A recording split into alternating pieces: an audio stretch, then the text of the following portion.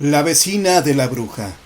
Cuenta una leyenda de principios de la época de la colonia, que en un poblado de Zacatecas, la señora María del Refugio Rojas fue acusada ante el Santo Oficio por su vecina, doña Bernardina de Albornoz, de renegar de Dios, de cometer actos demoníacos y de comerciar con la voluntad de las personas, entre otras cosas.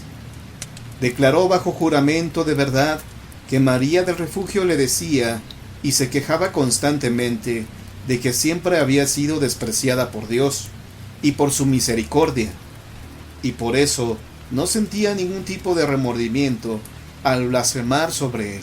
En lugar de hacer como cualquier otra mujer de la época y vivir de lo que su marido le podía ofrecer, ella había aprendido las artes de las hierbas y los menjurjes para luchar contra lo que Dios no había podido hacer bien, corresponder a amores desesperados.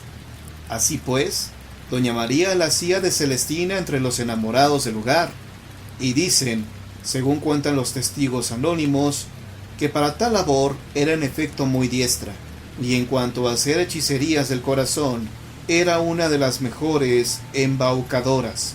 Siempre que la vecina se asomaba a la casa de doña María, la veía desde lejos mezclando y buscando entre la estantería filtros y pócimas, ingredientes extraños y secos, que atesoraba como oro.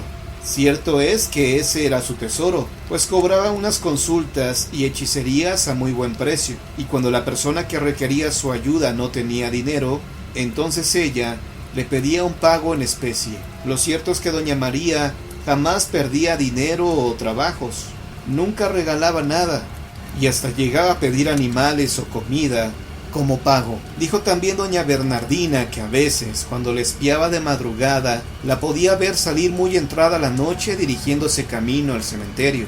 Una vez fue tanta su curiosidad que la siguió hasta ahí, y confesó que bajo la luz de la luna la encontró desenterrando una tumba.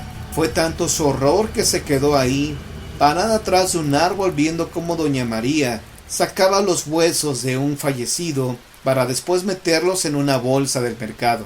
Volvió a enterrar los restos y se fue caminando a su casa, mientras doña Bernardina la seguía estupefacta.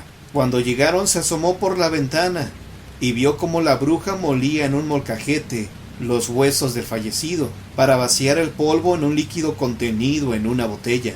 Entonces, del asco que le dio en pensar que ese líquido era uno de sus remedios, se fue corriendo a su casa y asustada arrancó la puerta.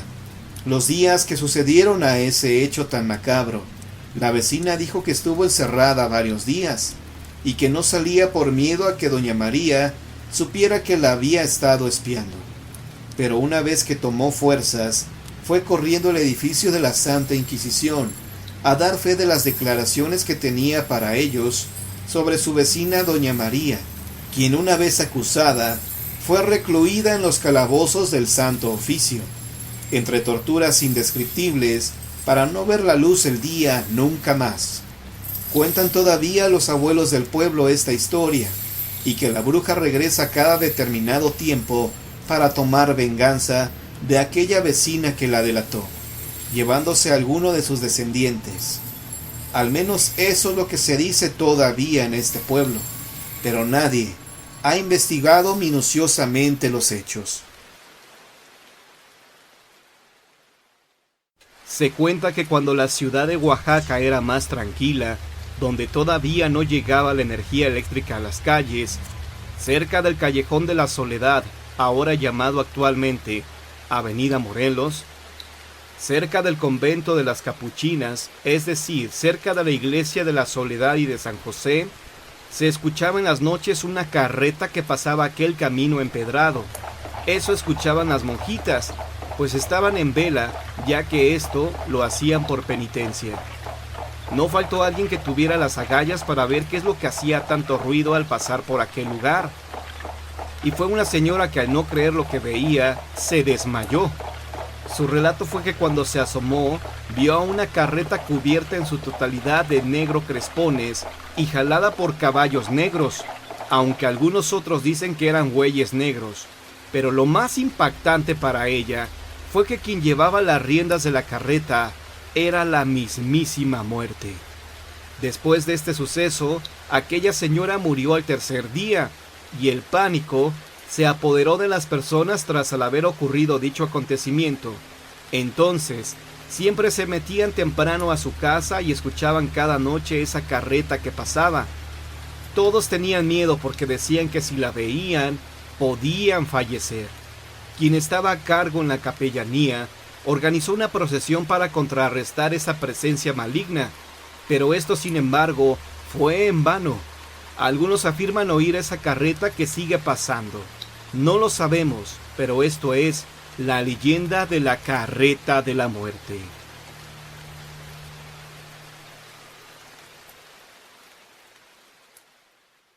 Las responsabilidades de los estudios me llevaron a quedarme hasta una hora muy alta de la madrugada. Ya era miércoles y yo terminaba un deber. Me sentía muy cansado y por la hora lo único que quería era dormir. Decidí salir un rato a tomar algo. De repente sentí como si alguien me siguiera. Es algo casi normal eso en mi casa, pero esta vez era más fuerte. Sentía como si alguna persona estuviera en la cocina. En mi temor de que pasara algo, tomé el vaso y subí lo más rápido que pude a mi habitación. Al poder entrar en ella, pensé que ya había acabado todo y que solo era una vez más puros ruidos, pero no fue así. Al mirar en mi espejo, alcancé a divisar una niña que estaba por la puerta. Solo dije, Carol. No se me ocurría otra palabra. Al abrir y cerrar los ojos, esa niña desapareció del espejo. Yo me quedé perplejo. No sabía si era real lo que había visto. Al día siguiente, con mucho miedo, me levanté de mi cama. Al salir de la habitación me encontré con mi hermana, quien me preguntó, ¿qué pasó? Le conté lo que había pasado la noche anterior, y para mi sorpresa, ella había soñado con una niña, con características similares a la que yo había visto. Las leyendas del perro negro del infierno. Existe una larga tradición sobre los supuestos perros del más allá. En muchos países los llaman perros del infierno o simplemente canes fantasmales. Están asociados a criaturas que hacen su aparición siempre en zonas boscosas o escenarios nocturnos donde surgen envueltos entre tinieblas, difuminados casi en el ambiente, pero evidenciando una llamativa musculatura y unos ojos brillantes. Pueden preceder a un fallecimiento e incluso estar unidos a zonas en las cuales ocurrieron decesos o desastres en el pasado. Nunca queda claro. Pero es tan larga su tradición que incluso Arthur Conan Doyle lo utilizó como motivo para uno de sus cuentos más famosos, El sabueso de los Baskerville. La historia, ambientada en Dartmoor, estaba basada en un tal Richard Cavell, a la vez que en una leyenda local sobre un perro fantasma, concretamente en la zona de Cromer, ahí donde, según dicen, aún anda un animal singular que transita los caminos existentes entre Overstrand en el este y en el oeste, aunque estas no son las únicas historias existentes al respecto de los perros negros del infierno. Perros del más allá, apariciones sobrecogedoras. Son muchos los testimonios que explican que han tenido experiencias bastante sobrecogedoras al encontrarse con este tipo de animales en medio de la noche, por carreteras secundarias, o incluso por caminos poco transitados. Obviamente encontrarse con perros perdidos es algo tan habitual como lamentable a su vez. Animales que vagan perdidos en su triste abandono, sin rumbo fijo, pero lo que no es tan común es la percepción de todos estos testigos, que afirman poder diferenciarlos de los perros normales, ya que los canes fantasmales aparecen de la nada, envueltos en niebla y mirándonos de modo desafiante con sus miradas sobrenaturales. Breves encuentros cargados por una extraña incomodidad y un profundo horror. Hay quien los asocia con el demonio.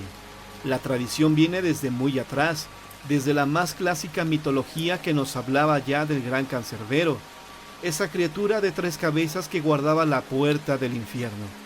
Recordemos también películas como La Profecía y ese perro negro tan fiel que cuidaba de Damien. es decir, del que supuestamente era la reencarnación del mismísimo diablo. Según testimonios relatados, la aparición de estos animales suele ocurrir durante las tormentas eléctricas, en vías secundarias o muy antiguas, en cruces de carretera, cementerios e incluso en yacimientos prehistóricos, lo que algunos consideran que son en realidad portales al más allá. Viejas leyendas sobre los perros negros del infierno. En algunas zonas de Escocia los perros negros carecen de simbología siniestra. Al contrario, son guardianes de tesoros. De hecho, se cree que uno de ellos custodia un tesoro enterrado bajo una piedra cerca de Mutley, en Perthshire. El folclore celta, por su parte, habla de los perros negros o los sabuesos espectrales, como seres que pueden cambiar de forma y transformarse en hombres a voluntad propia. Los galeses, por su parte, los llaman los sabuesos del infierno, mientras que los nórdicos tienen a su vez una denominación también especial. Son los llamados Garm, perros guardianes de estos límites que separan el mundo de los vivos del de los oxisos, y más aún del mismísimo infierno. Historias diferentes, pero todas ellas hilando un origen común, el de las apariciones de esos perros oscuros, capaces de infundirnos un auténtico pavor. Sea como sea, si te encuentras con uno de ellos, averigua primero si es un simple animal abandonado y préstale ayuda. Si intuyes que no es de este mundo, ni siquiera te le acerques.